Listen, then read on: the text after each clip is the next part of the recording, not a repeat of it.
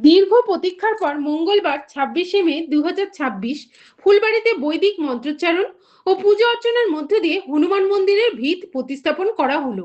শ্রী হনুমান শক্তি জাগরণ সমিতির উদ্যোগে আয়োজিত অনুষ্ঠানে দক্ষিণ দিনাজপুর জেলা বিজেপির সভাপতি শরৎ চৌধুরী, ভারত সেবাশ্রম সংঘ বালুঘাট শাখার অধ্যক্ষ শ্রীমৎ স্বামী বিষ্ণু রূপানন্দজি মহারাজ সহ ভারত সেবাশ্রম সংঘের অন্যান্য মহারাজ ও এলাকার বহু ভক্ত স্থানীয় বাসিন্দা উপস্থিত ছিলেন। মন্দির কমিটির পক্ষ থেকে জানানো হয়, এলাকাবাসী দীর্ঘদিনের দাবি ও আর্থিক সহযোগিতায় এই মন্দির নির্মাণে উদ্যোগ নেওয়া হয়েছে। ভিত প্রতিস্থাপন উপলক্ষে এদিন বিশেষ হোমযজ্ঞ ও প্রসাদ বিতরণের আয়োজন করা হয়। উপস্থিত ভক্তরা জয় শ্রীরাম জয় হনুমান ধ্বনিতে এলাকা মুখরিত করে তোলেন। কমিটির সদস্যরা জানান, দ্রুত মন্দিরের নির্মাণ কাজ শেষ হয়ে নিত্য পুজো চালু করার পরিকল্পনা রয়েছে। মন্দিরকে কেন্দ্র করে এলাকায় ধর্মীয় ও সামাজিক কর্মকাণ্ড আরো বাড়বে বলে আজকে যেখানে হনুমান মন্দিরের ভিত স্থাপন হলো, সেখানে আমরা নতুন করে আরো জায়গা কিনে আমরা এই মন্দির প্রাঙ্গণ এটা বিস্তার ঘটাই এবং 16 বছর ধরে আমরা ধুমধামের সঙ্গে এই পূজা অর্চনা করে এসেছি। মাঝে অনেক ঘাত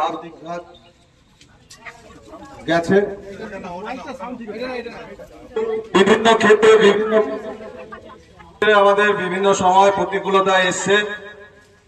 সেই জন্য জায়গা হওয়া সত্ত্বেও আমরা এখানে যে মন্দিরের কাজ সেটা আমরা শুরু করতে পারছিলাম না।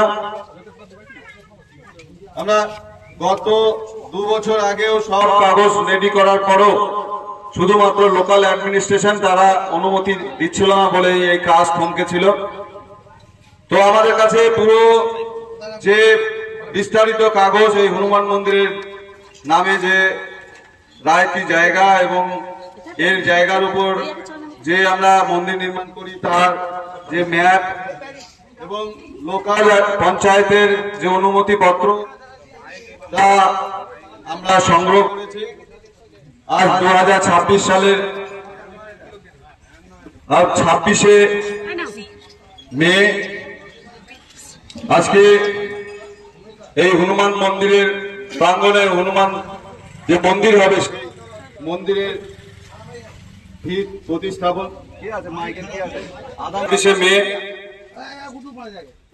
আপনাদের সামনে যেমন কাগজগুলো তুলে ধরলাম, আজকে 26শে মে বিশেষ দিন। আমরা গত 17ই মে আমরা বসেছিলাম এবং সেদিনই এই ডেট নির্ধারণ হয়। গতকাল আমরা সমস্ত এলাকায় মাইকিং করেছি, আজকে সেই দিন।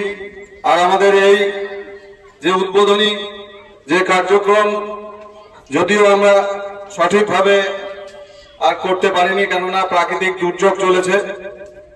তো যাই হোক, আজকে আমাদের এই পরম একটি আনন্দময় দিনে আমাদের মাঝে আমাদের ভারত সেবাশ্রম সংঘের স্বামীজি মহাশয় তারা উপস্থিত আছেন আমাদের মাঝে। পরম আমাদের সৌভাগ্য যে আমাদের মাঝে রুদ্র মহারাজজি তিনি উপস্থিত আমাদের মাঝে আছেন।